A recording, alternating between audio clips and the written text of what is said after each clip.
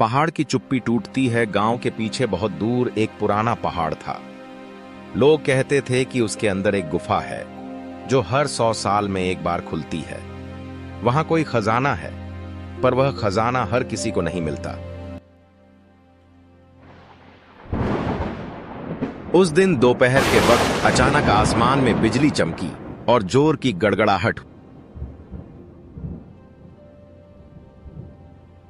देखा कि पहाड़ में से रोशनी उठ रही है, सुनहरी, रहस्यमयी और लालच की भीड़। रघुनाथ सेठ गांव का सबसे अमीर और लालची आदमी था। उसके पास सब कुछ था, पैसा, जमीन, नौकर, पर संतोष नहीं।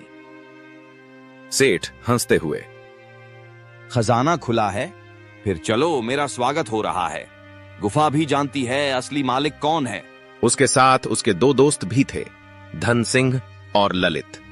वे भी उसी के जैसे थे, चालाक, मतलब परस्त और लालची। धन सिंह, इस बार तो हीरे मिलेंगे, अब हमें कोई रोक नहीं सकता। वे हाथ में थैले लेकर गुफा के अंदर चल पड़े।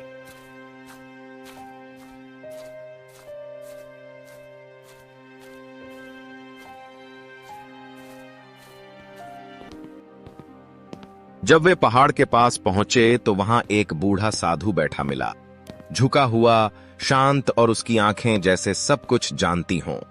बूढ़ा साधु, ये गुफा हर किसी के लिए नहीं, ये सिर्फ उनको बुलाती है जिनका मन सच्चा हो और जिनके इरादे साफ हों। सेठ अहंकार से, हमें नैतिक ज्ञान मत दो बाबा, हम खजाना लेने आए हैं और जो भीतर मिलेगा वो हमारा होगा। साधु धीरे से, अगर नियत में लालच है तो खजाना सोना नहीं, राख बन जाएगा। तीनों हंसते हुए भीतर चले गए।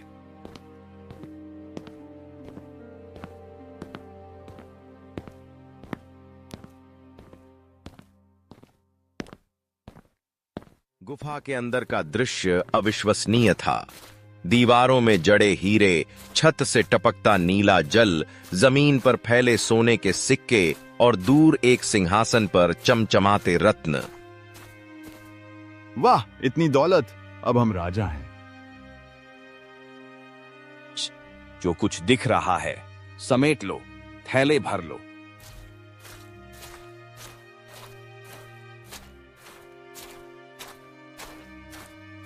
वो जैसे ही वे सोना उठाने लगे, गुफा के भीतर से एक रहस्यमयी आवाज आई। जिसने बांटना न सीखा वह इस खजाने को छू भी नहीं सकता। और अचानक सारे सिक्के जलने लगे, हीरे धुआं बनकर उड़ने लगे और दरवाजा धीरे धीरे बंद होने लगा।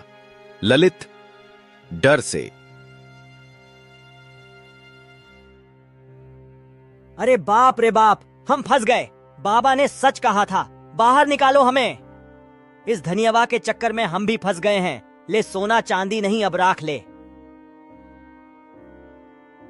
पर अब बहुत देर हो चुकी थी। गांव के एक कोने में एक झोंपड़ी में एक बच्चा रहता था। नाम था नीरू। उसकी मां बीमार थी और उसका खेत सूखा पड़ा था। उसके पास पैसा नहीं था, बस मन में श्रद्धा और सेवा का भाव था। मां कमजोर आवाज में, बेटा, अब कुछ नहीं बचा, भगवान से प्रार्थना कर। पता नहीं कब हम लोग की नसीब अच्छी होगी। माँ, मैंने सुना है पहाड़ में एक गुफा खुली है। शायद वहां कोई चमत्कारी चीज हो जो हमें मदद दे सके। मैं वहां जाऊंगा।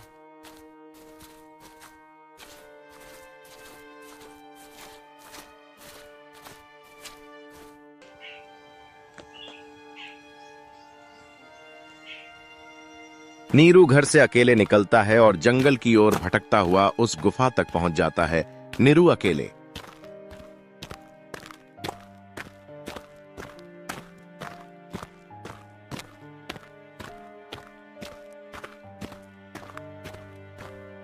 बिना किसी डर के गुफा तक पहुंचा। वही बूढ़ा साधु अब भी वहां बैठा था। साधु धीरे मुस्कुराकर, बोल बेटा, तुझे क्या चाहिए? मुझे खजाना नहीं चाहिए बाबा, मेरी माँ बीमार है, कोई दवा मिल जाए, और मेरे खेत में पानी नहीं है। अगर कोई उपाय है तो वही चाहिए। जाओ बेटा, तुम्हारे लिए दरवाजा अपने आप खुले जाएगा।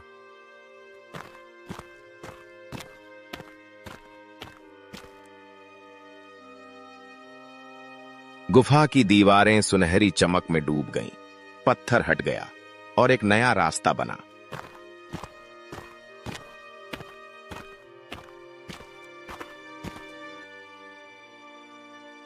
गुफा के भीतर एक शांत, उज्जवल जगह थी। वहां कोई हीरा या सोना नहीं था, बल्कि एक छोटी सी एत, मिट्टी की मटकी जिससे मीठा जल निकल रहा था। 2 थैली जिसमें औषधियां थीं। 3 सुनहरी किताब जिस पर लिखा था सच्चा खजाना, सेवा, सच्चाई और ज्ञान। निरु आंखों में आंसू लेकर, भगवान सच में होते हैं। अब मां ठीक हो जाएगी और खेत भी हरा होगा। चलो, मैं अब जल्दी से घर चलता हूं।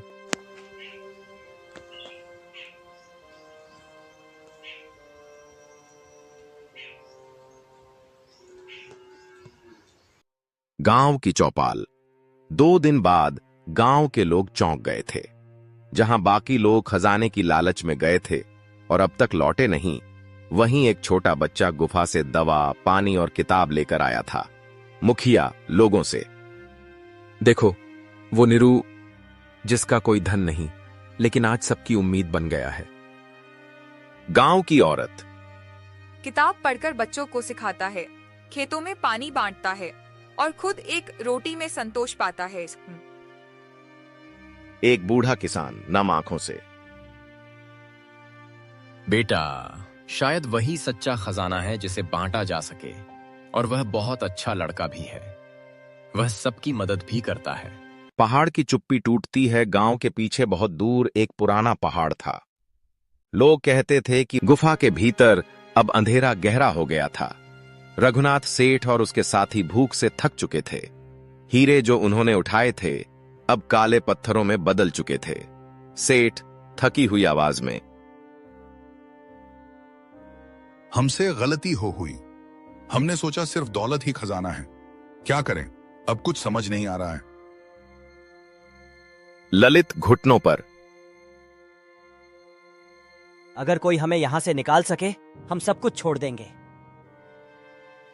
तभी दीवार से एक गूंजती हुई आवाज आई, जो अंदर लेने आए थे वो बाहर नहीं जा सकते जब तक वो खुद कुछ देने की इच्छा न रखें। हम क्या दे सकते हैं? हमारे पास कुछ नहीं बचा। पर शायद हमारे भीतर कुछ अब भी बचा है, पश्चाताप। वे तीनों चुपचाप एक कोने में बैठ गए। तीनों ने आंखें बंद कर लीं। सेठ धीरे धीरे, हे भगवान, जो किया उसके लिए माफी चाहता हूं। अगर बाहर निकल जाऊं तो बाकी जीवन लोगों की सेवा करूंगा।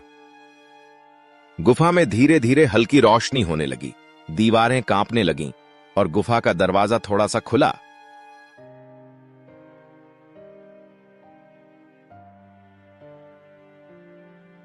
अब तुम सीख चुके हो, ये गुफा सिर्फ उन्हें बाहर निकालती है जो अपने भीतर झांक लेते हैं। सेठ, ललित और धन सिंह गुफा से बाहर आते हैं। शरीर कमजोर लेकिन आंखों में चमक।